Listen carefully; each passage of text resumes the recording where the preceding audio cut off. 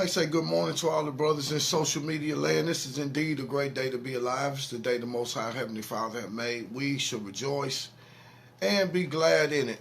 We're going to see if we can reach out and tag a couple of people on this morning.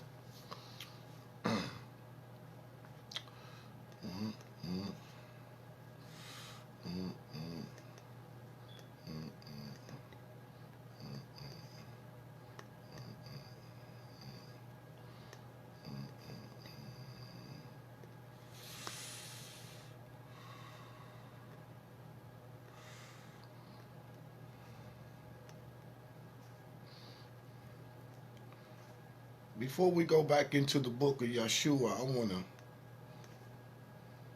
encourage some brothers and sisters on this morning with a real simplistic message.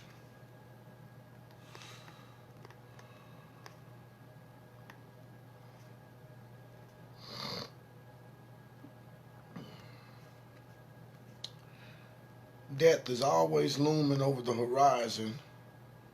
So whatever it is we're going to get done in this earth, we got to get it done now.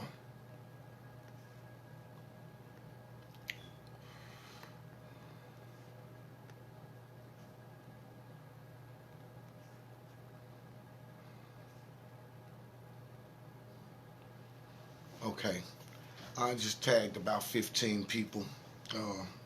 So we have a passage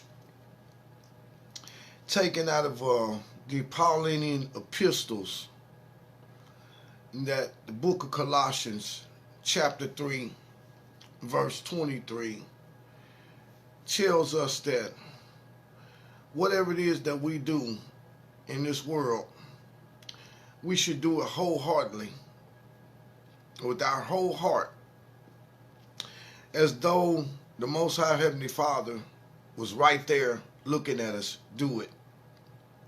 He said we shouldn't do whatever it is that we're doing for the sake of men. Let's try to portray ourselves as something righteous in the eyes of men. And I think that, our people are still all over the place. We still have our brothers.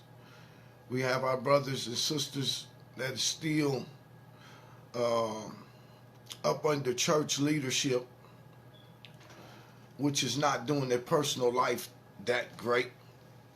We have our brothers and sisters in the Islamic community,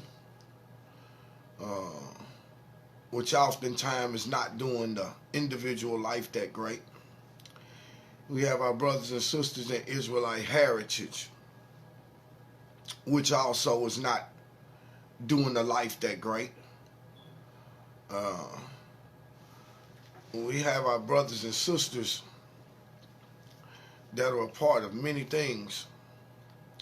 There's some simplistic things that have to be understood. It don't make no difference what you're a part of or what we say that we believe. Whatever it is, it's going to have to be coupled by a demonstration in this world. Now, that's pertaining to the individual life that each one of us are going to live. So, if you say that I'm an Israelite, and that one of the things we pride ourselves on is keeping God's laws, statutes, commandments, and judgments. Well, the only way that that's going to manifest itself is by how you operating in this world. Otherwise, it just become lip service.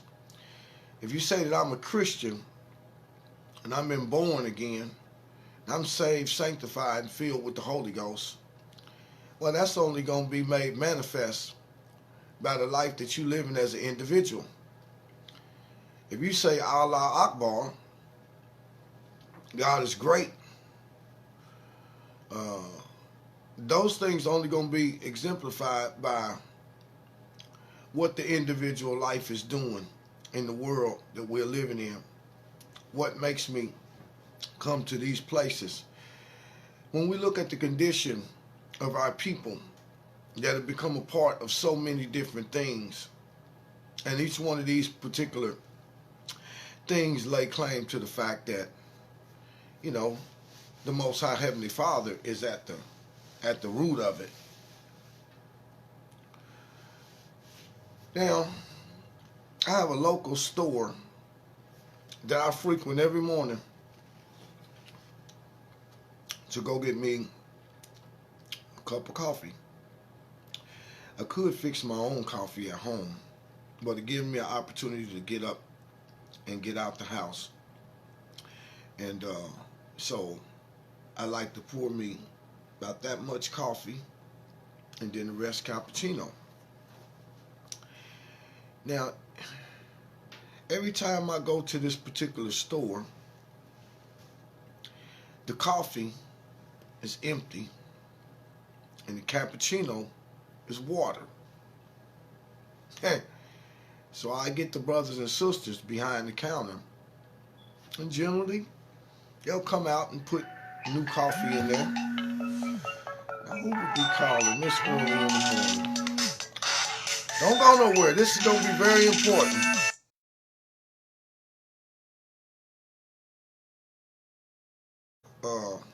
Let me put this phone on Do Not Disturb right quick. Okay, Do Not Disturb. Done. Okay, so as I said before, generally they'll come out and they'll fill the coffee pot up and they'll go in the cappuccino machine.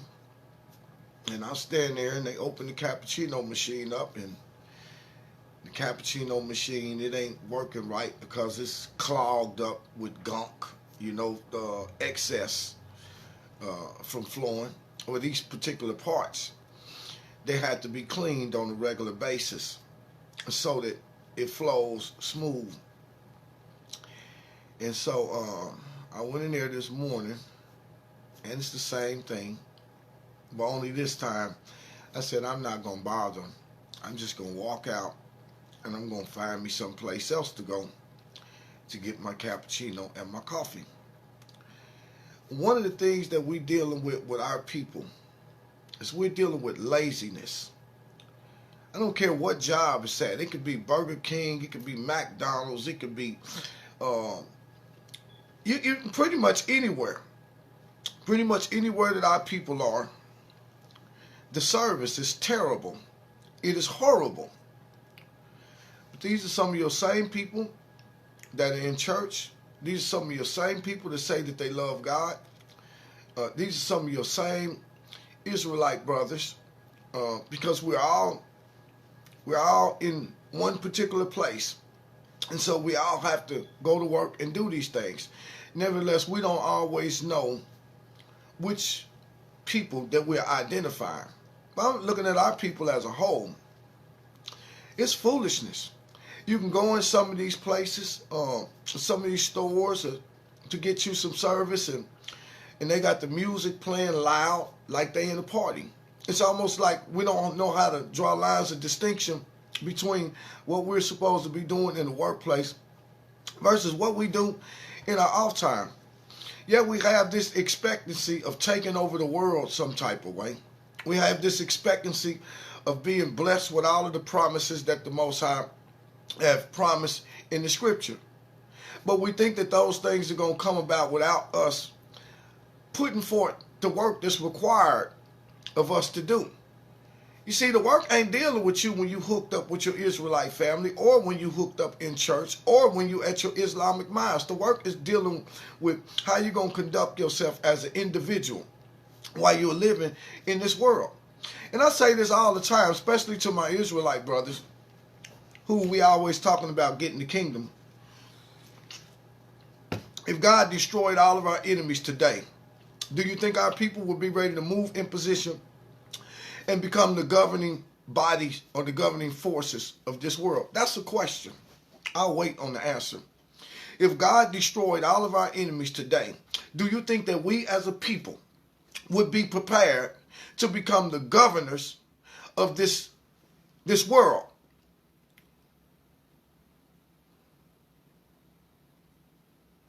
Now, the question is pertaining to our people, and the answer that's coming back is going to come back by our people.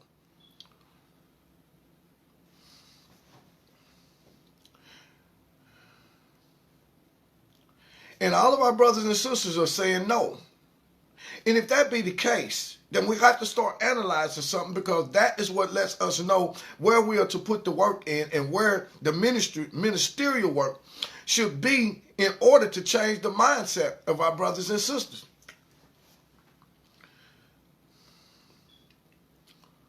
See? So it's like, it's sad. Now, I'm just going to share a little wisdom with some of you. When I came out of high school, I was always taught by my big cousin that was over me because of the loss of my parents at such a young age. I was always taught by my big cousin, don't ever work for the white man. Don't ever work for the white man. He can't pay you what you can make on your own. You worth too much than that.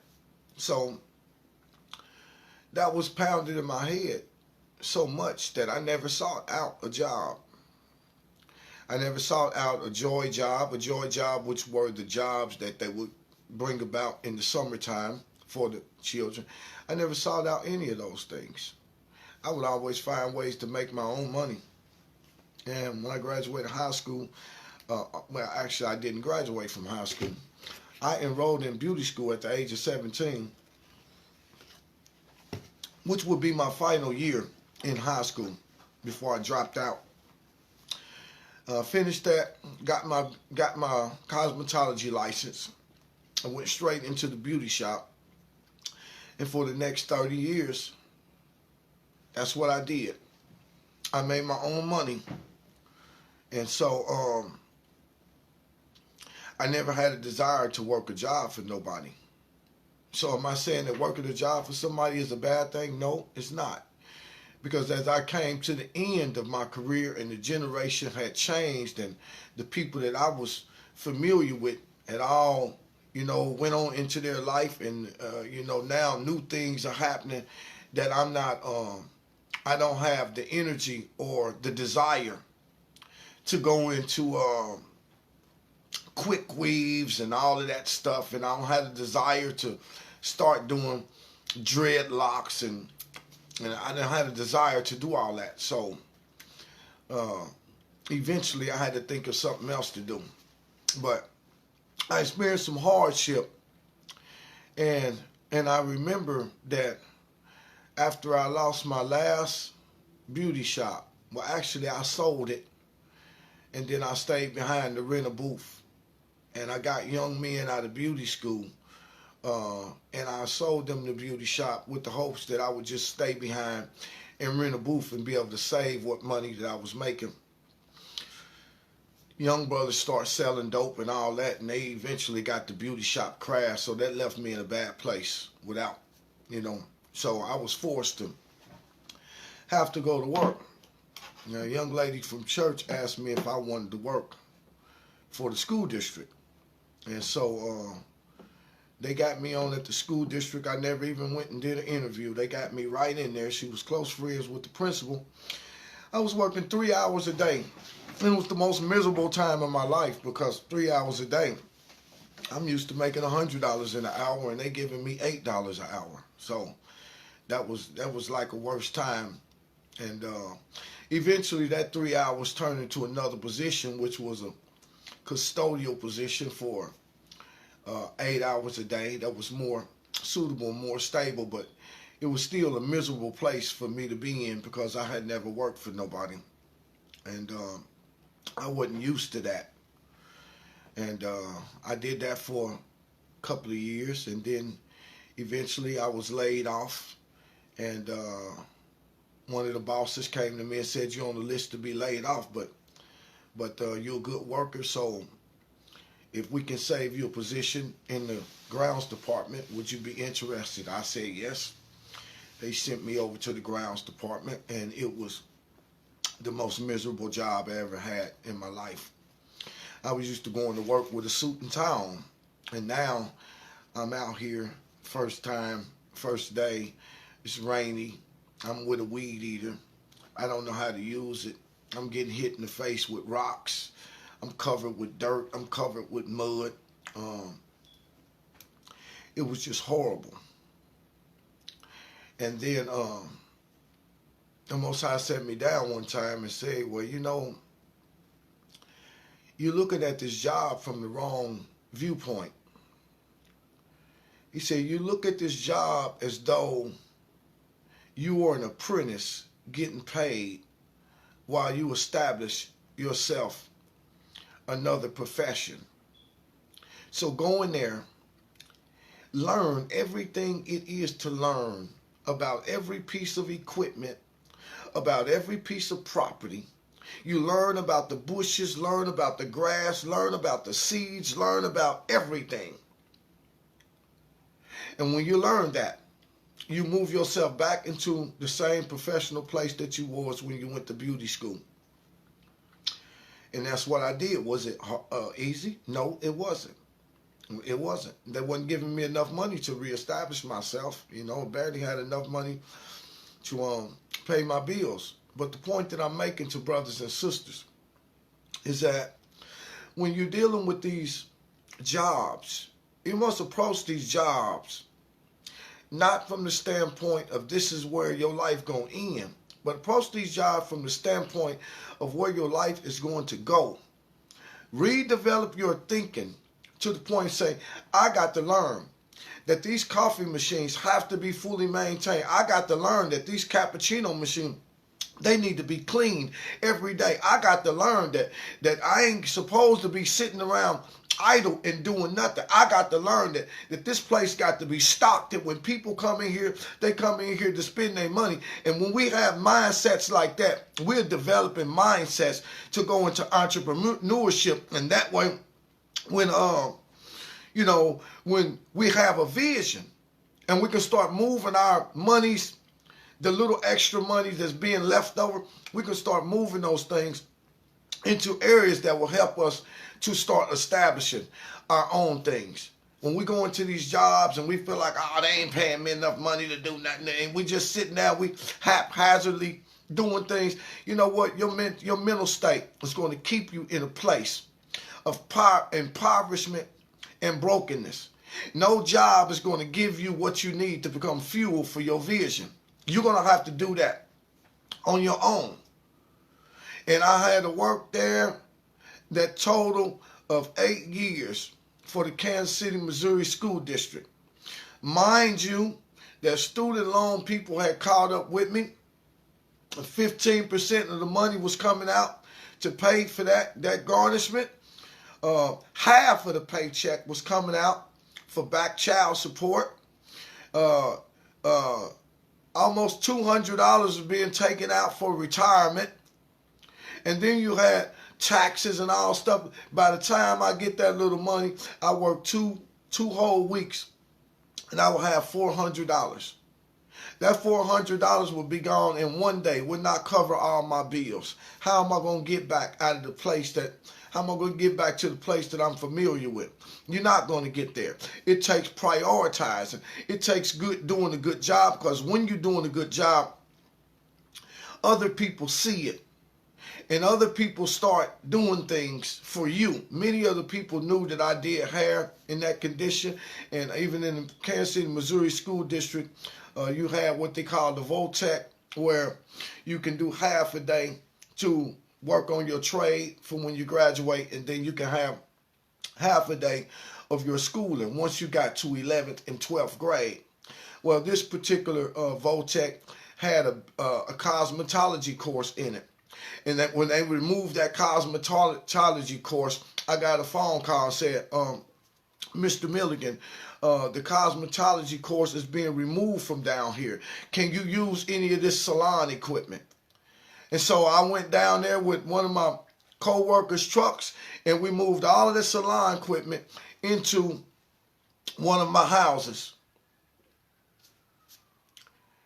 And there, right there, I was able to get my beauty business back started and continue to work and then use that. You see, if you don't do a good job, that's what's going to follow you. But when you do a good job, you win the favor of other people that desire to see you do whatever it is that you're going to do. You don't just land in entrepreneurship. It just don't happen like that. But even if you're not planning on going in entrepreneurship, you still need to be able to do a good job. That's why you have passages like this in the Bible. Whatever you do, you have to do it with your whole heart, as if you were doing it to God and not for men, because it's God that's going to ultimately give you a reward. And in most cases, when you see brothers and sisters doing a great job and they receiving very little, God sees that, and ultimately he'll reward them. So it's like service is what's going to be important. When you start talking about ministry, you're talking about being a servant. You're not talking about just walking around quoting scriptures to nobody, walking around just trying to teach everybody. You got to be an example or a demonstration of what it is that you say that you believe. And when you talk about serving God, you're talking about serving God's people.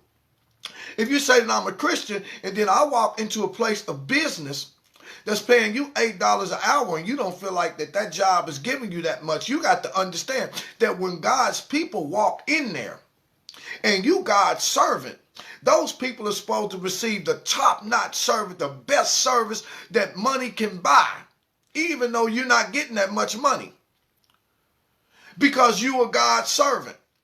And if you're going to be God's servant, that means that you're going to be a servant of God's people. And even when you don't understand that these are God's people by no title, no religious title, your service still remain the same, because if they're not God's people by a religious title, then they're God's people just simply by the fact that they are breathing oxygen in and out of their body. And it may be one of God's people that sees you. You'd be surprised at how many people over the years I have come in contact with that have came around and spun around just to bless me, because of the service that they received. You'd be surprised that eventually we would get to the point to where I would come into the grounds department at the Kansas City, Missouri School District not knowing how to operate nothing. End up learning how to operate everything and pass by all of the people that were already there simply because my mindset was different. I didn't look at it like I was just here to get a paycheck and not having, I was looking at it from the standpoint that one day I'm going to learn everything. I'm going to get good at everything. And once I've learned everything and got good at everything, I will one item at a time start buying the same thing that the school district used. And when I am a professional, I will go out into this world and establish my own business. And all of the brothers that work with me, they seen it happen. And they would see that the head crew chief or crew leader would get a phone call and they would say, let me speak to Dimitri. Mr. Milligan, the principal is needing for this to be done, but I want you to go in there and talk to her. Don't send the rest. I want you to do it. Communication is very important. The ability to communicate with people, the ability to listen to people, the ability to genuinely try and serve people for what it is that they need done. Those are some of the simplistic things that we need to work on in this life that we live in. Everybody wants something, but don't nobody want to put in the thing that's necessary to acquire it. And as a result of that, we have brothers killing each other. We have brothers envious each other. We have brothers jealous of each other. We have all of this foolishness going on simply because men and women do not want to be responsible for what's put in their care. What's so hard about making sure that the coffee pot is full? When I got my last beauty shop, I was going through a terrible divorce. And I was just now building my business. I'm come from being homeless, sleeping on the floor of the beauty shop. But I needed extra money because I had to pay the rent for this beauty shop and I had no workers. I got a job at 7-Eleven, which was right across the street from where I work. I know what a store is supposed to be ran like. That's experience that comes out of there. I know how to keep the coffee machines filled. I know how to keep the coffee pots and everything clean. How to keep the cappuccino machine clean. How to make sure that the cigarettes are stopped. How to make sure that the cooler is stopped. I knew how all that because that was what I was getting paid to do. But it wasn't so much about what they was paying me to do as much as where it would come in handy with the experience of me owning my own business. I knew and was learning how to keep inventory, how to determine what was being sold, what I would have left.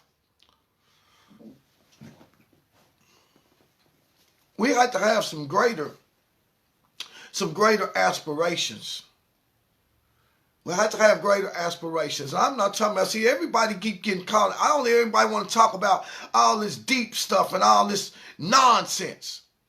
You got brothers out here that claim an Israelite heritage, ain't even got a job, don't even work, have kept up 2 or 3 women, 2 or 3 naive women, and allow them to go and do the work for them. You got brothers ain't bringing nothing to the table but vain words.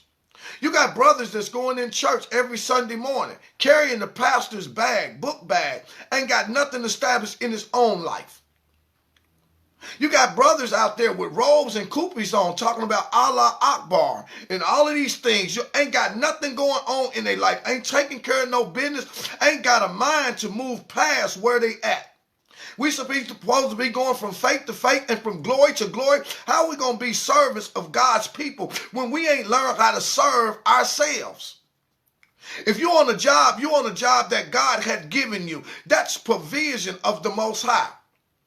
And whatever it is that you're doing on that job, you need to start doing it with your whole heart as understanding that if God didn't give me this job, I wouldn't have it. You got people that you go into some of these places, going to some of these restaurants, they don't make your sandwich right. They're not concerned about what it is that you just said. You said, I didn't want no mustard and no tomatoes on it. Next thing you know, here your sandwich come, it got mustard and tomatoes on it because the people ain't really listening.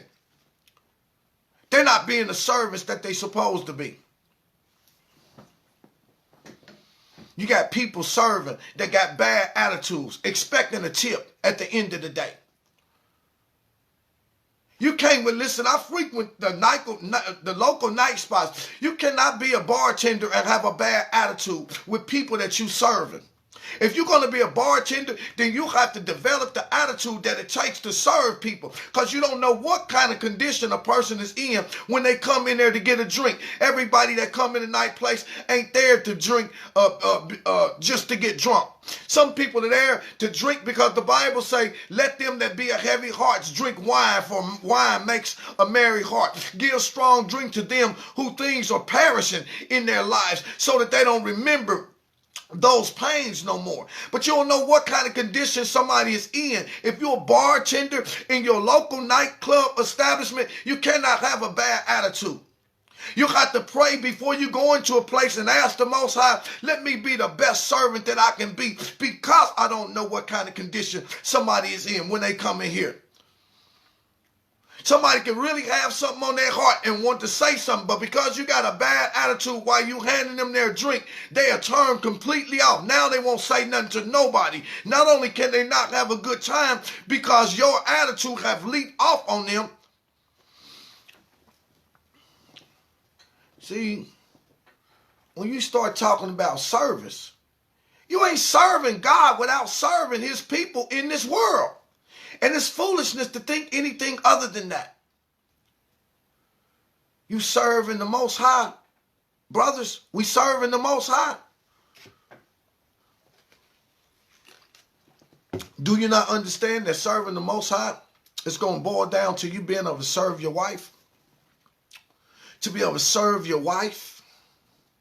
To be able to serve your children? Do you understand that?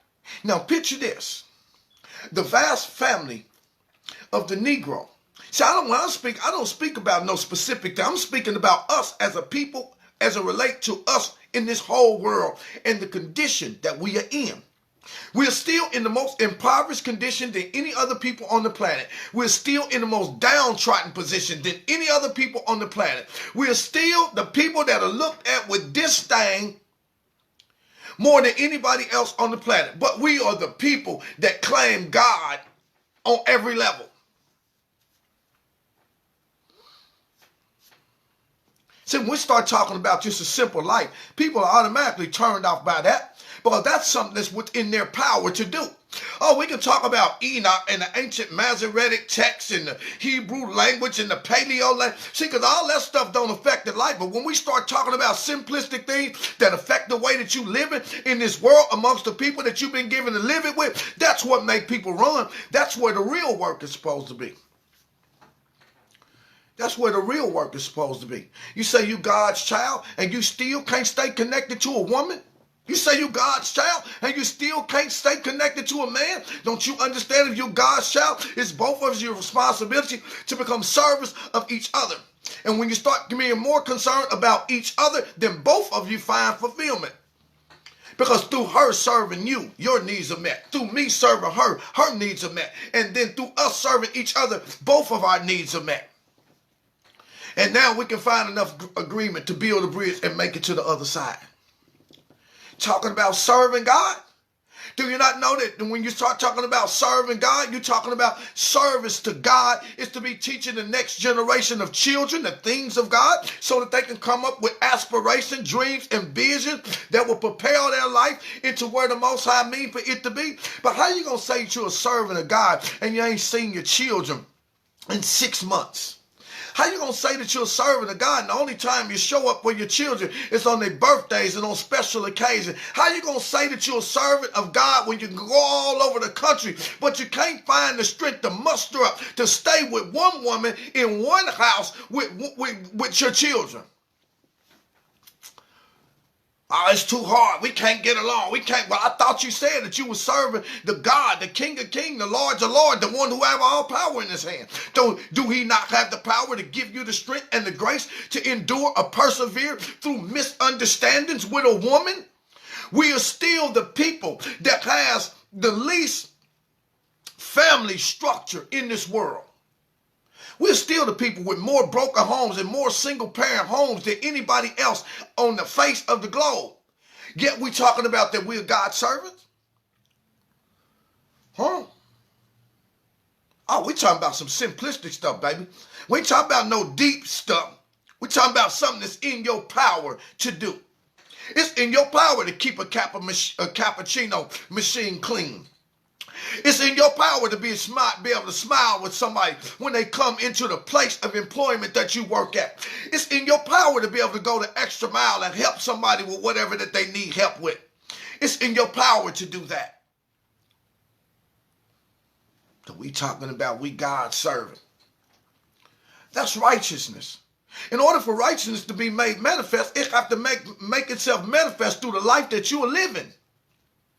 And that's why I say Facebook and YouTube, hey, that's cool. It give you something to do with your time. It give you something to do with your time. But it don't breed no righteousness out, because that's a world that's non-existent. When you get off Facebook, you got to go into the real world where it's real people, where it's real trauma, where it's real pain going on, where it's real people that got real problems going on. And you got to be prepared to deal with that. Being a servant of the Most High means that you become a servant of his people. And his people could be laying down in the gutter outside of the local gas station asking for a handout. Talking about being a servant.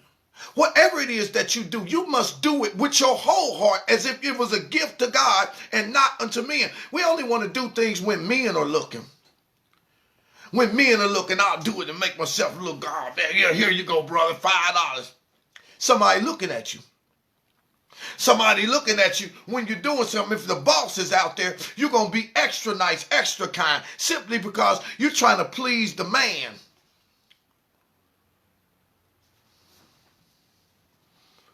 We have to develop our minds for entrepreneurship. Some things are common to everybody. That means that everybody, almost everybody, has a job and everybody has to work, because money answers things in this world, and you have to be able to work to make sure that you can pay your bills and take care of your responsibility. So everybody has to work. That work that you are putting forth is service to God that makes his righteousness manifest. You don't know which one.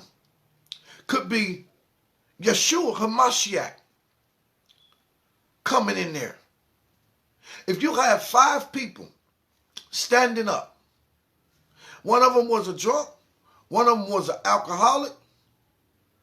One of them was a drunk and alcoholic, same thing. One of them was on drugs, that's 2. 3, one was a con man. 4, one was Yeshua HaMashiach in the spirit of one of your brothers. And another one was just a plain old beggar. And you had to give to one of them. Which one will you give to? And that's a question. And I'll wait on the answer. If you had a drug addict, an alcoholic, a gang member, and one righteous man, and then you had one beggar, which one would you give to? One of them in the 5 represents Yeshua HaMashiach. Inasmuch as you have done it to the least of these, my brethren, you have done it to me also. One of them is representing the righteousness of Yeshua HaMashiach. You don't have the ability to discern the difference. Which one you going to give to? Now, as I said before, that's a question, and I'll wait on the answer. You see, it was a lesson that I did, a Sunday school lesson I did on the floor of the church. And we got to talking about who you should give to. And this is the analogy. This is the picture that I painted for. I said you got 5 people up there. One of them represent Jesus. The rest of them are no good. Which one of them you going to give to? Anybody dare to take a stab at the answer? Which one are you going to give to? Which one are you going to service? Because if the beggar come in there, you're going to act funny with him. But do you not know that the beggar could be the brother that Yeshua HaMashiach was talking about? Inasmuch as you have done it to the least of these, my brother, you've done it to me also. The dope head can come in there, crack out, and you'll act funny with him. Oh, get out of here, crackhead, get out of here, crackhead. Which one you going to give to? Who you going to do for?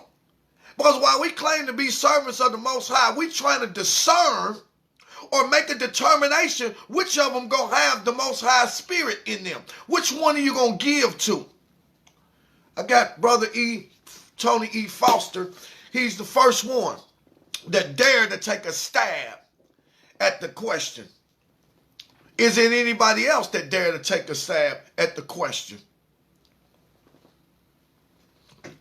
Oh, yeah, I see all of those comments, and I see all them comments and everything, but that ain't what I asked. I asked the question, which one are you going to give to? You're the servant of the Most High. You're the servant of the Most High. You got to be able to know who the service is going to go to. So out of 5 of them, one of them has the spirit of Hamashiach. Which one of them are you going to give to?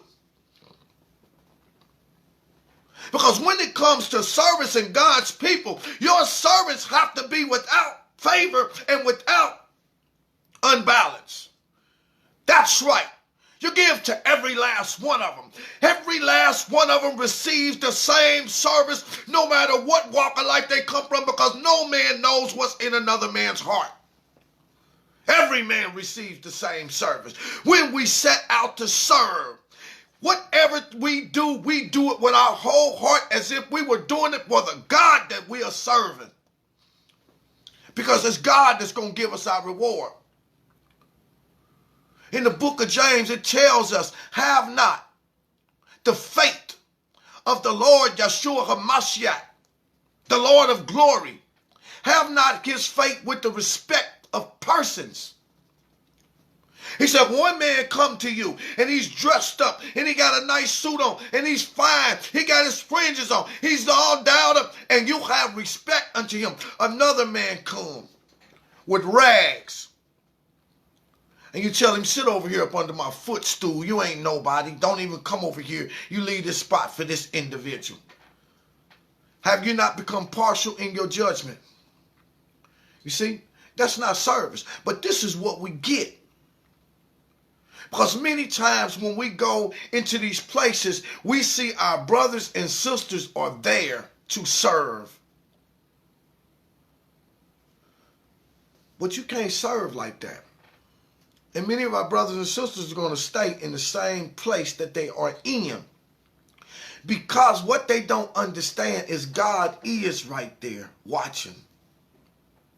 Those brothers and sisters that desire to do something greater, to prepare and build yourself up to be able to fall in line with that prophetic scripture, that if you're faithful over the few things, I make you a ruler over many things. When you want to fall in line with that, you understand that my righteousness and God's service have to be exemplified in this life that I'm living. And if I want to go from this place to that place, it's going to be based on my ability to serve God's people. He said, if you can be faithful over these few little things, I'll make you ruler over many things. And everybody wants something, but we don't go about it the right way in order to get it. I was kind of frustrated this morning when I went to that store, but I said, oh, come on, y'all, come on. And then the young lady came from behind the counter, and she started making excuses about the cappuccino machine. What you don't understand, listen, I've done this work before. And when I'm working, I'm employed. You're responsible for everything in the store. Not only are you responsible for what's going on the shelves when it's stocking, you're responsible for what's in the cooler. You're responsible for the coffee machine. You're responsible for keeping everything neat. So rather than to let my mouth hit her in a way that will cause her to feel bad, I just said, you know what? I'm just going to go somewhere else this morning. But when I go back, I'm going to have a conversation. Just like this one. But I thought that this was important because you got everybody out here on all of this Jew, Israelite, foreign land, kingdom stuff. Everybody's so concerned about what God promised to do. Ain't nobody concerned about what God instructed us to be doing until he does it. That's what's killing me. How are we going to be so concerned about things that only God can do at the same time not doing anything God instructs us to do? What God instructs us to do is real simple. Love one another. Forgive one another. Be gracious and kind to one another. Bear one another's burdens. Cover one another's faults and shortcomings. Come to one another's aid. Everything that God asking us to do seems like we are not occupied with. We want to pick and choose what we're going to do and then declare that we are serving. Well, I want to ask you a question today, brothers and sisters. You can change the world by your service to others. That's how you change the world.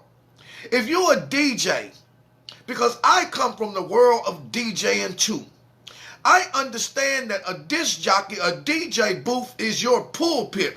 You have the power to change the world and to change the thinking of God's people. If you are a DJ and you say that you are God's people, you are God and you owe God's people service, you have to be very careful. What kind of service that you give to them? You can give to them service that causes them to become irresponsible men and women based on the music that you play. You can do them good service by playing music that will make them feel good on the inside about themselves. You can do a disservice. You can say that you're God's service, but you can play music that causes somebody to have a mindset to want to go out and hurt somebody. See? Whatever we do, We better do it with our whole heart, as if God was right there looking at us. And you ain't going to tell me, if God was right there looking at you, you would be playing some music, promoting whoredom and debauchery. If God was right there looking at you, you wouldn't be playing no music talking about, I'm going to shoot the nigga in his head. If God was right there looking at you, sister, whatever job it is that you do it with your whole heart, as if God was looking at you. And I know if you knew God was right there looking at you because you say you believe in him, you would not have your legs wide open twirling on a stripping pole. If God was looking at you, you would be saying, please forgive me, God, but I don't know what else I'm going to do. Can you help me to find me something else to do? And God would say, yes, I will, because I know the thoughts that I have towards you, plans that you will prosper and be in good health, even as your soul prosper. Whatever it is that you do it with your whole heart, as though God was looking at you. And when we do things with our whole heart, we're not doing things just so we can show out and just so I can prove myself better than nobody. When we do things with the mindset that God is looking at us, we do them in order to please him, in order to show him, I have studied to show myself approved as a workman that can rightfully divide truth, that has no shame about what it is that you mean for me to do. I'm doing it so that I can show you that I've done what you expected me to do. And now I can go out into the world and service my people the best way that I can, that you may be pleased. And if he is pleased, he promised to give us a great reward. But we serving God and say we serving God in all these different ways. We not serving him with the mindset that he was sitting right there. Because if God was sitting right there, we would do things far different. If God was sitting right there, we would do things far different.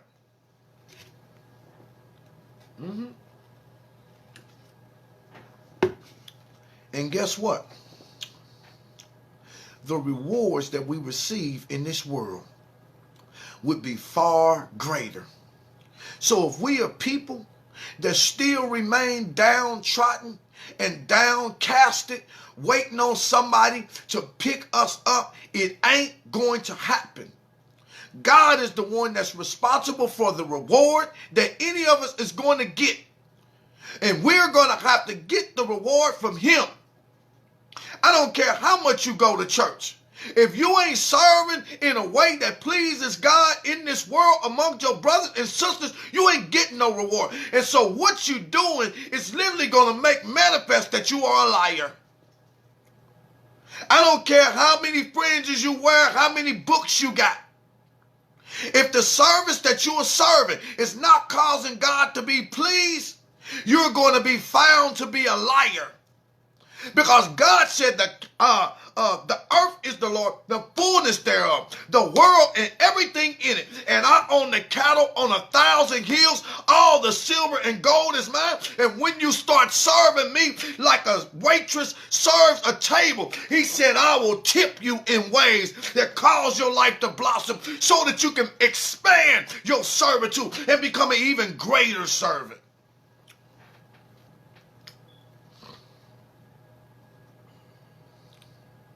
They that wait on the Lord shall renew their strength.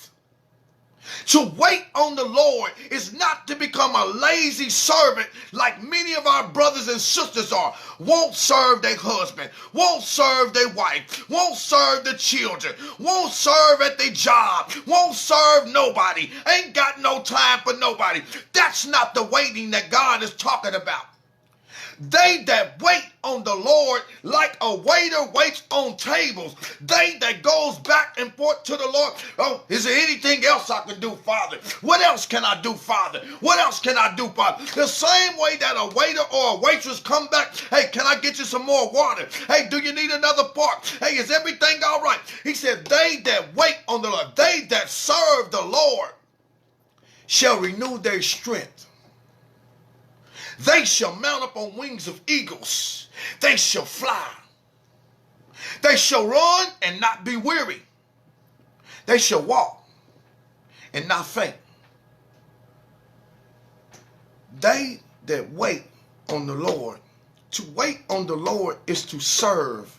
But to serve the Most High, to serve the Most High is to serve his people.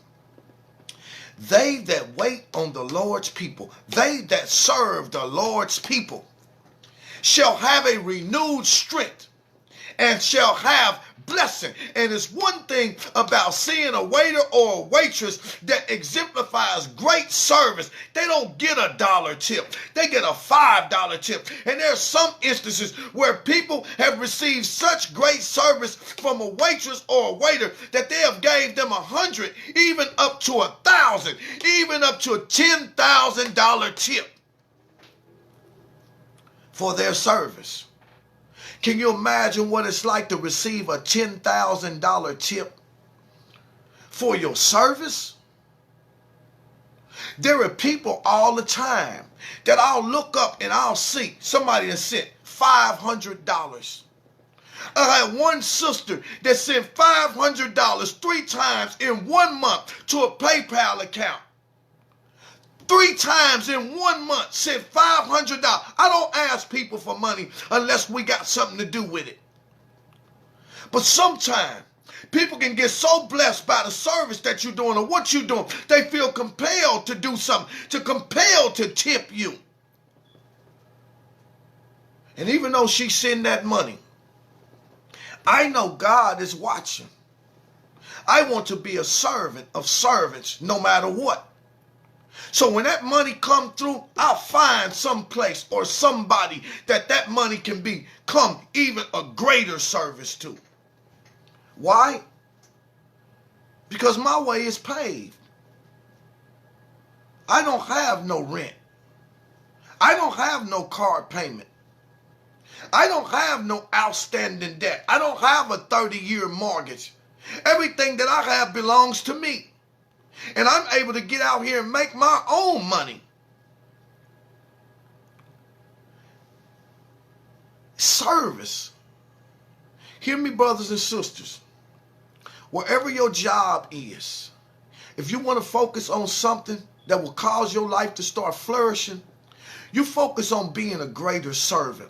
Focus on having a better attitude about your situation and your job, even if the atmosphere is not all that you think it should be. Focus on that. Focus on that.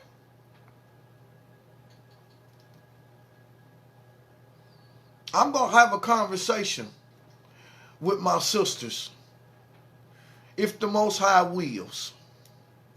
Everybody's not receptive of it, but I do believe that I can have a conversation. Because one of them, every time she see me, she makes her way out there. If I say, my car, she makes her way out there to make sure. And she's a pleasant woman. Pleasant. And just yesterday, she said, oh, you look so nice today. Where you going this morning? I said, I ain't going nowhere. You ain't working today? I don't work. That's what I told her. I don't work. Well, you look so nice today. It's different. Maybe you go and take yourself to lunch or something. I said, that's a good idea because I'm hungry. I'm starving. But she's pleasant. And she always comes out there and takes care of it, you know. And the other one do too. Both of them do. But this time, sometimes you can catch people and they might not be having the best morning, or you can catch them. And sometimes you can catch people and you can allow things to frustrate you. See, servants can get frustrated too, so we have to be watchful and on our guard. You see, I am a servant. I am a servant. You see? So we all are servants. So I'm saying is that when you start talking about it don't make no difference where you come from. And I'm not throwing no darts at Christians. I'm not throwing no darts at Israelites. I'm not throwing no darts at Muslims. I'm not throwing no darts at nobody that believes in no type of religious connotation. I'm not throwing darts at you. What I'm saying is that when you dealing with these things, you attach God's name to whatever it is that you're doing. And that means that you're supposed to become God's servant. And that means your service should manifest itself in this world so that people can be able to identify with the God that you say that you serve. Now, if you're not being the servant that God means for you to do, for you to be, then you will become a liar in the presence of the Most High, and you can turn people off from ever moving in your direction. So as we moving forward on today, I want to challenge you, brothers and sisters, that you will have your eyes open and that you will be ready to serve somebody during the time of need. And for brothers and sisters that have to go and work on jobs, you understand that the earth is the Lord, the fullness thereof, the whole world and everything that is in it belongs to him. So if you are on a job, you are not on a job simply because the white man hired you. The white man is being created by God too, as did his mind, and as do every company in this world belongs to God. So when you on these jobs, you understand how important it is. When you say that you God's child, your service to God's people is directly attached to that. And sometimes if the people feel that they're not receiving the proper service, then not only does that look bad on you, it causes the whole company to look bad. Usually when one employee fails to serve in the way that they're supposed to, the whole company can fall victim to lawsuits and all of that type of stuff. So let's just try to be conscious of some of these simplistic things. Brothers, let's start serving. Let's start serving, man. I'm telling you, honest to God truth. Brothers and sisters, this is serious. One of the things that's choking all the life out of us as a people is fornication. Fornication. Us continuously having sex with multiplicity of people and not having a desire to be married to one person. That is our greatest source of instability. And we're going to have to cut the neck off of fornication and start saying, listen, if I can't find somebody, if the woman is not worthy of being me marrying, I can't lay down with her. If I can't see myself married to this man, ain't no need in me laying down with her. At some point and sometime, we're going to have to cut the neck off of this thing right here. This thing is against God. It displeases God. And when we say that we're God's children, we're God's servants, but we're fornicating, we're deceiving ourselves. If you got a good man, marry him. If you got a good man and that man be pleased to dwell with you, then you dwell with him. If you got a good woman, brother, and you know she's a good woman and she be pleased to dwell with you, then be the servant of the Most High and serve him in the capacity that he desired to be served in. Why continue to fornicate, hopping from one bed to another bed, leaving a trail of unfathered children in this earth? Because ain't no way that a man can father his children in the way that he's supposed to. Ain't no way a man can serve his children in the way he's supposed to when he got 4, 5, 6 children by 4, 5, 6 different women scattered all over the place. Ain't no way in the world that you can serve your children like God means for you to serve them that way.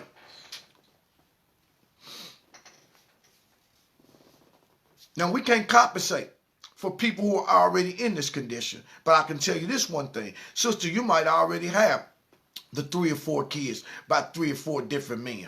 But that don't mean that your life had to remain in that condition. When you make up your mind that whatsoever you do, you're going to do it with your whole heart as if God was looking at you, you'll draw a line in the sand and say, no more. I know I got 3 or 4 different children. They 3 or 4 different baby daddy. But baby, you know what? If you want me, you're going to have to take all of us. It's point blank and period. I'm prepared to spend the rest of my life in abstinence with nobody. I pray to the Most High that he'll send me the right person. But you got to draw the line in the sand. You got to draw the line in the sand. So it's time out for that foolishness. We need to start talking about stuff that really got the capacity to rearrange the condition that we are in as a people.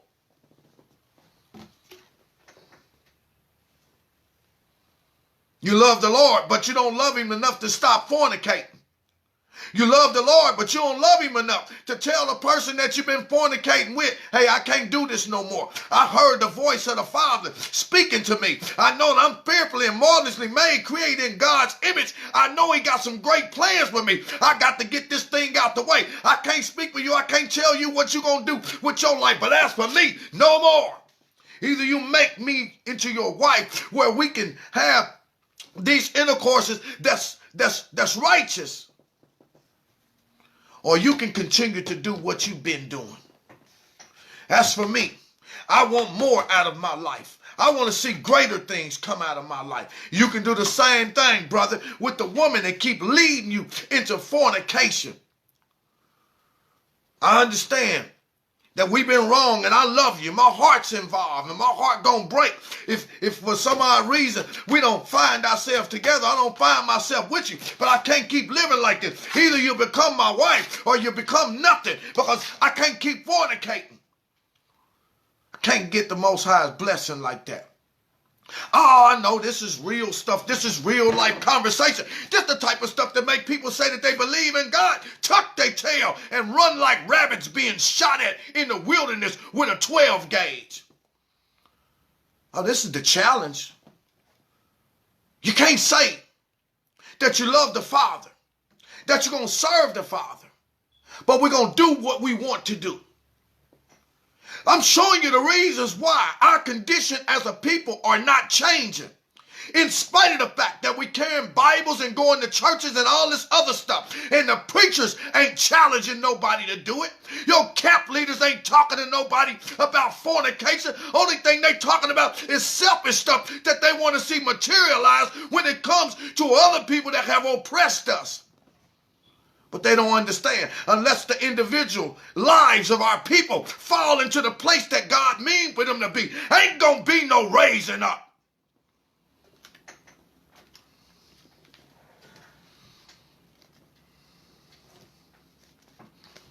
Ain't gonna be no raising up.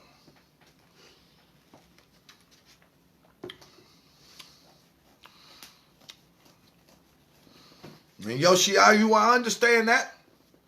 And that's why we're dealing with servitude. That's why we're dealing with the thinking. Because you, like me, we have had a background of drugs and alcohol and constantly being influenced. Drugs and alcohol, constantly being influenced. When you seek and come to serve God, you got Satan right there saying, I dare you to try to serve God. How you going to serve God with the head that you got? How you going to serve God when I bring this blood back into your mind? How you going to serve God when I make that mind so strong that you want to go and smoke some crack? How you think you're going to serve God when I got this syrup over here and these pills? I know what you're talking about. It's been a trail of that following me throughout my whole life. Some days I'm victorious, other days I'm not. But sometimes I have to make a declaration before the kingdom of darkness. I know who I am. I know whose I am. I know who you are. I know whose children are yours. And every now and then I'll fall as a victim. But every now and then I'll snatch them all in the collar. I'll snatch the alcohol, snatch the crack, snatch the weed, snatch them all in the collar and say, this week you're coming with me. You're not dragging my life into no place that's not good, but I'm going to drag you into the presence of God where I can receive the power to overcome. I didn't come in this world bound by drugs, bound by alcohol, bound by crack. I didn't come into this world like that, and I'm not going to leave in this world like that. I totally understand. I get it. I get it.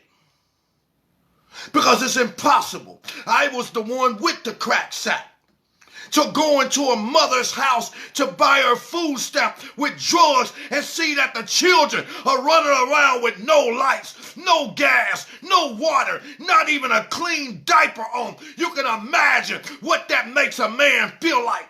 It'll bring you to your knees. It'll make you crack like glass. And that's what happened to me. Your kids are fed. Your kids got Christmas gifts because of the money that you are making. But look at what it costs somebody else. How are you going to say that I'm your God and you're serving my people? This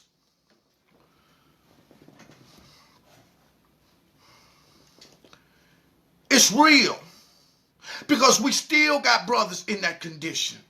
We still got brothers in that condition. What can you do? Only thing you can do is you can pray for them. You pray that the Most High will open their eyes. Pray the Most High will do something. Pray the Most High put them in jail. Pray that He'll sit them down in a circumstance where they can understand that this is not the service that He means for them to be doing.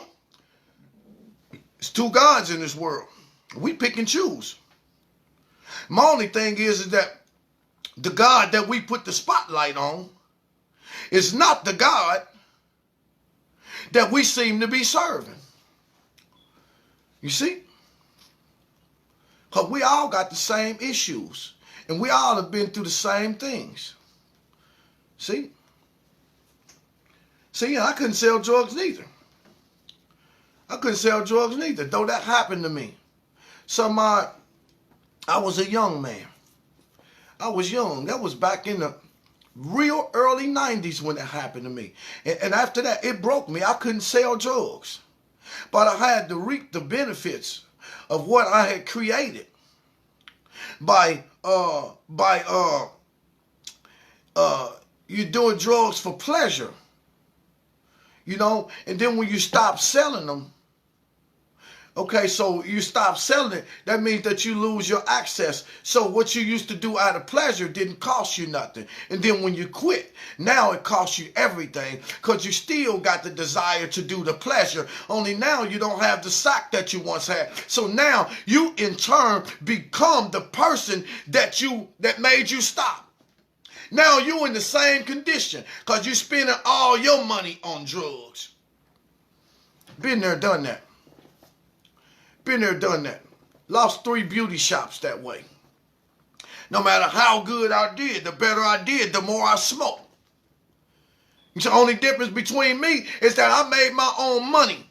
So I didn't sink to the same level that many other people did. But just because I didn't sink to the same level don't mean that I hadn't sunk to the same level in the mind frame. I was in prison. I was as much as a captive to the addiction than a person that was standing on the corner at 4 o'clock in the morning, even though I had money in my pocket. I was even more of an addict because I could afford to buy more. And I know what it's like to be so consumed with drugs that you neglect the wife that God gave you, neglect the children that God gave you, neglect everything that God gave you to chase after something that God didn't give you. But the whole time you're declaring, I'm God's child. And I knew I was God's child. But I knew that the service that I was giving him was not the service that would make him smile. So, you know, we deal with real life over here. We don't deal with that foolishness. And I ain't going to waste nobody's time not having nothing to talk about and nothing to say. Many of our brothers are still in the same condition, and now it have worsened. We got brothers out here that's putting heroin and fentanyl in our brothers' hands that's causing them to die, causing them to be sick, causing them all that. Then got the nerve enough to get up and go to church on Sunday morning. You think God is pleased with that, brother? I don't know what you're saying. How you gonna tell me that about selling drugs when you the one been smoking them? Oh, I know what you're saying. Oh, I know what you're thinking, but you better recognize it was those nights that I would be so high, nights that I just spent all my money, nights that I feel so bad that will cause me to pray some of the most sincere prayers I'd ever prayed in my life. Oh, Lord, I know you got something better for me than this. Oh, Lord, I know you didn't make me for this. Oh, Lord, my daddy didn't raise me like this. Oh, Lord, I know it's something good in me. Oh, Lord, it's too big for me to handle by myself. Oh, Lord, I don't know how I got here, but I know I ain't got no hope if you don't come and get me out, if you don't rescue me, if you don't help me. Oh, God, please help me out of my situation. I prayed some of the most powerful prayers that a man could ever pray when he was at the lowest point in his life, and God would do what he promised to do. It's a result. As a result of those things, I am here right now. I refuse to hide from my past and the things that I've been through when I know that my brothers are going through the same thing right now. Oh, Lord, I don't know how I got on this heroin. I can't get off. If I try to stop, I'm sick. I'm throwing up. I don't know how I got like this. Is there any help for me? Is there anybody that loves me? My family done turned their back on me. They say all hope is lost. I know that my brothers is out there going through the same thing.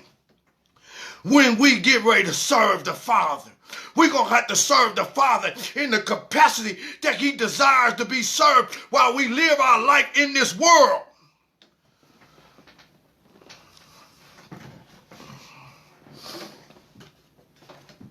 So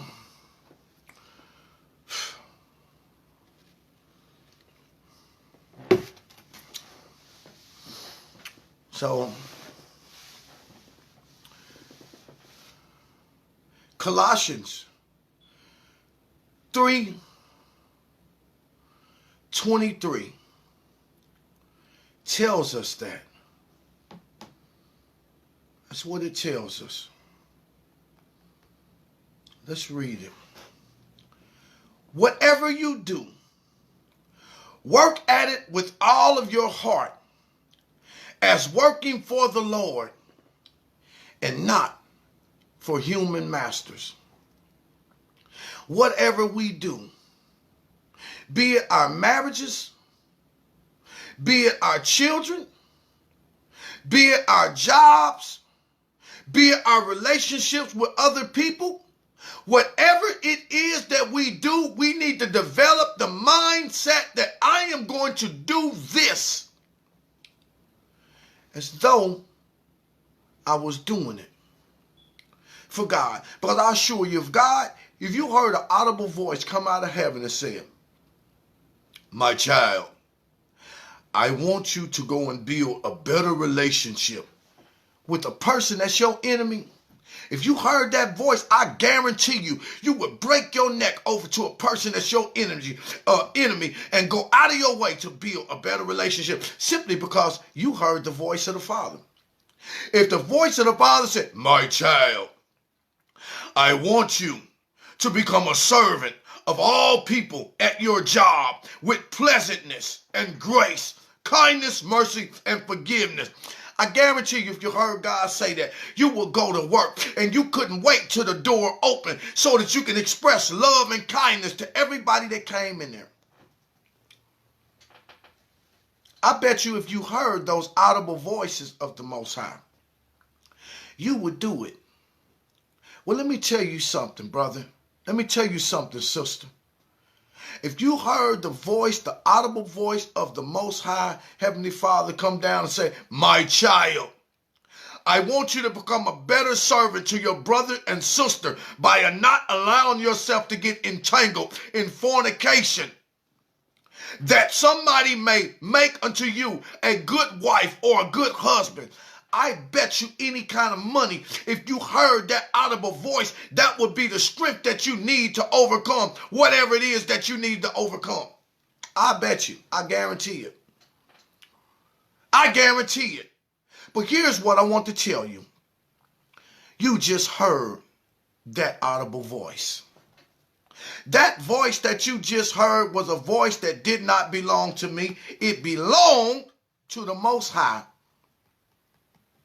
That says, my child, whatever you would do, Work at it with all of your heart, as though you were working at it for me and not for men, knowing that I am the one that have your reward, and I will reward you abundantly for your good work. That's the Most High. That's the audible voice of the Most High that is being read out of the scripts today to each one of us. Service. Don't focus on no Esau. Don't focus on no things that you don't have the power to change. Don't focus on no Jewish people over there in the land of Israel. Don't be focusing on no Kanye West, no Kyrie Irving. No, don't focus on all this foreign stuff. You focus on the things that's in your power to do. I have the power to go into this world and love somebody.